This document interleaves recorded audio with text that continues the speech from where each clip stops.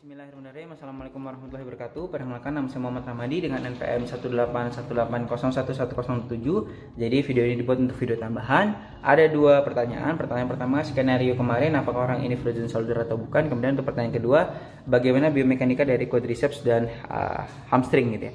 Jadi untuk pertanyaan pertama, sebelum kita menentukan ini frozen shoulder atau bukan, kita pahami dulu apa itu frozen shoulder. Jadi frozen shoulder atau nama lainnya ada adhesive capsulitis, di mana ada adhesive itu adhesion ya atau sticking ya, melekat gitu ya. Untuk capsulitis itu artinya itis peradangan, jadi peradangan pada kapsul gitu ya, kapsular inflammatory gitu. Jadi untuk adhesive capsulitis, jadi kita memang ada seperti kapsul gitu ya.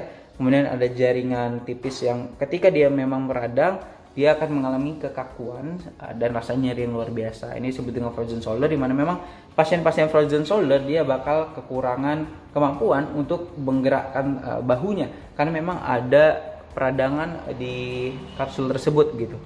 Kemudian nanti kita akan menemukan di sana ada 3 tahap. Tahapnya ada freezing, kemudian ada tahap frozen, kemudian ada tahap thawing. Di mana tahap freezing dia itu sangat kesulitan untuk bergerak. Pada tahap ini rasa sakitnya masih sangat luar biasa, gejalanya masih sangat terasa seperti itu ya.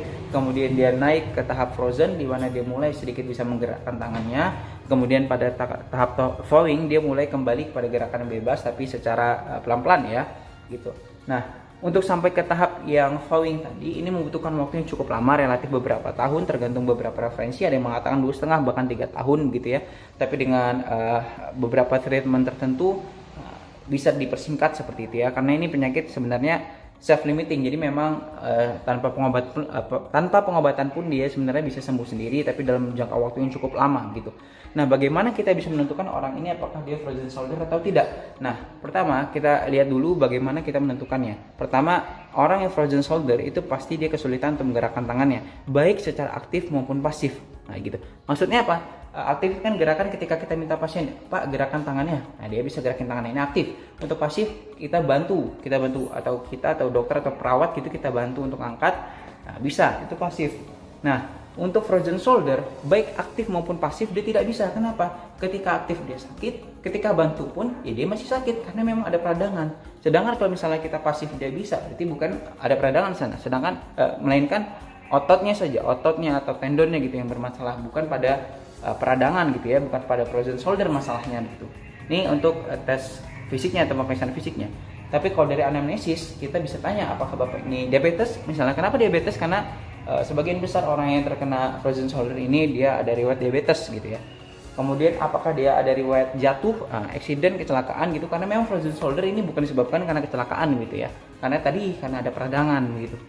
Tapi untuk menegakkannya terutama itu kita dari pemeriksaan fisik, bukan dari anamnesis. Jadi walaupun anamnesis tadi iya dia diabetes, dia tidak kecelakaan, kemudian tiba-tiba kemudian dia kesulitan tidur, itu kan salah satu ciri dari frozen shoulder. Tapi ini belum bisa ditegakkan sampai pemeriksaan fisik ya.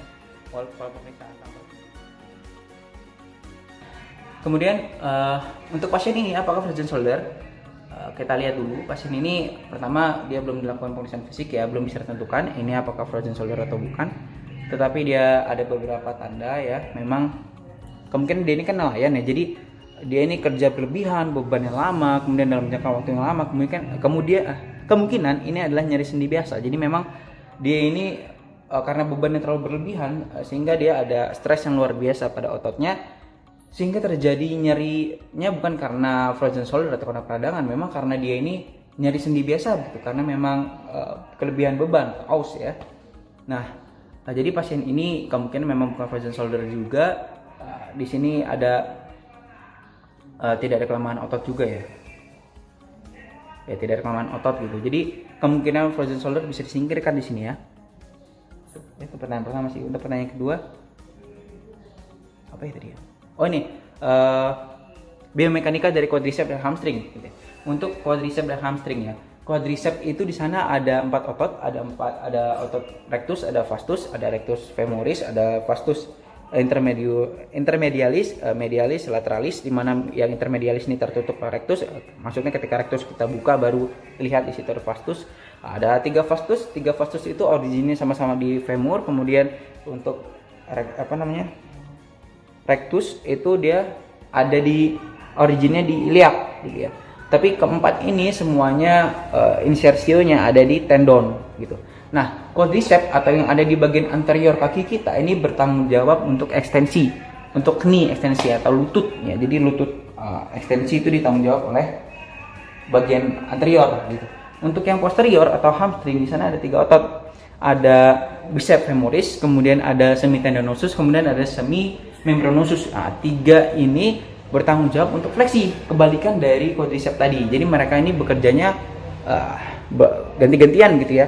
Ini mekanisme ini terlihat jelas ketika seseorang sedang berjalan. Nanti akan saya tampilkan animasinya bagaimana quadriceps dan hamstring ini bekerja secara bergantian. Nah, ini terlihat nanti di video yang saya tampilkan karena saya kesulitan untuk menjelaskan karena tidak ada phantom juga, tidak ada gambar juga, jadi saya tampilkan lewat animasi saja. Jadi nanti di animasi ditampilkan bahwa ada otot yang menyala, itu artinya sedang kontraksi. Begitu juga ada grafiknya di bawah, otot apa yang sedang berkontraksi. Nanti di situ terlihat bahwa quadriceps dan hamstring ini bergantian gitu ya. Gitu. Nah, nanti saya tampilkan juga gambar alat gym, di mana alat gym yang memang menggambarkan bagaimana quadriceps dan hamstring bekerja, seperti orang yang dengan posisi duduk kemudian dia angkat kakinya ke depan atau increase the angle atau menambah sudut gitu ya, jadi kakinya melebar gitu. Nah, itu kerja dari quadriceps ya, mengalami ekstensi kaki. Jadi untuk kebalikannya, ada yang posisinya ditarik ke bawah gitu atau mengurangi sudut, ini kerjanya hamstring. Jadi memang kerjanya mereka berkebalikan seperti. Jadi kurang lebih untuk bagaimana mereka bekerja seperti itu. Jadi quadriceps untuk ekstensi, hamstring untuk fleksi gitu, berganti-gantian. Mungkin itu yang bisa saya jelaskan, tidak terlalu banyak sebenarnya karena terbatas waktu juga, udah cukup banyak waktunya. Jadi mohon maaf apabila terjadi kesalahan kata atau perbuatan. Semoga ini menjawab pertanyaan juga. Mohon maaf sekali lagi kalau ada kesalahan kata ya. Baik, mohon maaf.